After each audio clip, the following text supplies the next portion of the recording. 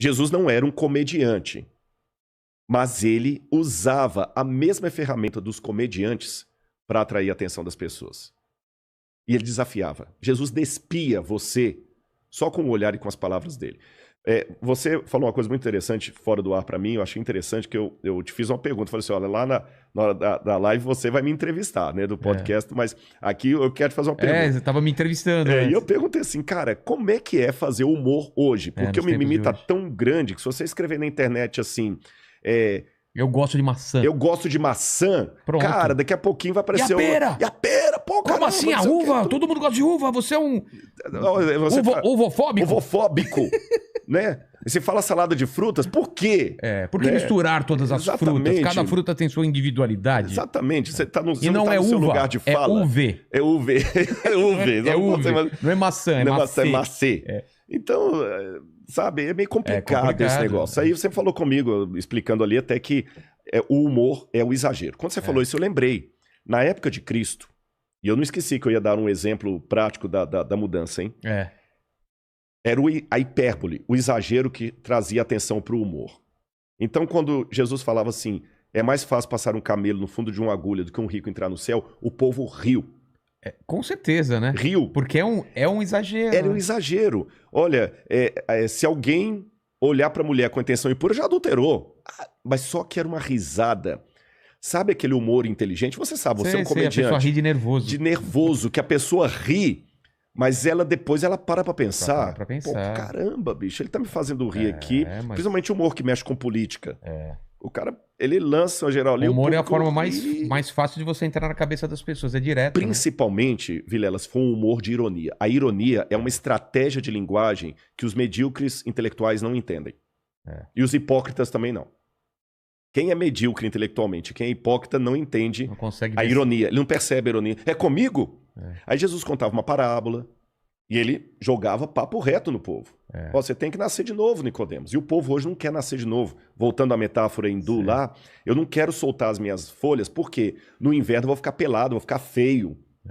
Eu quero ficar bonito. Dá trabalho, né? Aí você fica no inverno se enfeitando com folhas que não são suas, porque as naturais caem. É como o Photoshop do Instagram, que não é você. Você não muda e você está morrendo sem perceber. Então, para mim, 3 coisas eu digo para mudar esse quadro que nós vivemos.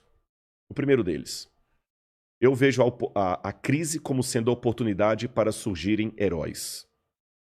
Segundo, até que me deem sapatos novos, eu vou continuar usando os que eu tenho. E os que eu tenho estão dando um resultado muito bom. Porque eu já trabalhei em penitenciária. Eu já trabalhei em penitenciária, não trabalhando, desculpa, eu não expressei bem. Como pastor da igreja, eu já fui à penitenciária fazer trabalho com os presos, é isso que eu quis dizer. E por pelo menos 2 ou 3 vezes, eu lembro que a facilidade que a gente tinha com os juízes de autorizar a nossa entrada numa prisão era absurda. E eu não entendia isso, até um dia conversando com um advogado criminalista, eu falei assim, paz, eu dei sorte, viu, porque... toda vez que eu precisava de uma autorização judicial para entrar numa penitenciária, era a coisa mais fácil. Aí esse advogado falou comigo, Rodrigo, todo juiz está implorando para aparecer um crente na porta dele lá, querendo trabalhar na cadeia. Caramba. Porque é estatística. Quando começa a aparecer Bíblia na cadeia, cria imediatamente uma ala dos crentes. Todo carcereiro quer trabalhar ali, porque a ala dos crentes é a que menos dá trabalho para eles. E muitos ali saem recuperados, muitos voltam para a criminalidade. Não é fácil trabalhar com detentos, porque muitos voltam para a criminalidade, mas um percentual maior do que qualquer outra ação social causa um número maior de ex-bandidos. Ex-criminosos. É por isso que, em que pese a minha paixão pela literatura, quem leu meu livro vê que eu trabalho com fontes primárias. Se eu estou falando de Nietzsche, eu cito Nietzsche. E procuro alguma coisa, até ver assim, se eu não conseguir ler o alemão puro, pelo menos o mais próximo da tradução para entender.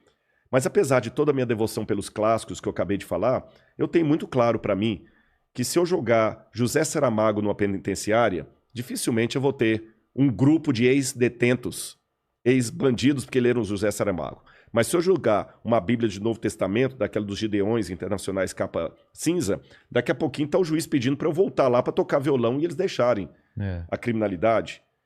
Então, essas oportunidades de crise fazem surgir heróis. Eles nunca vão ser a maioria.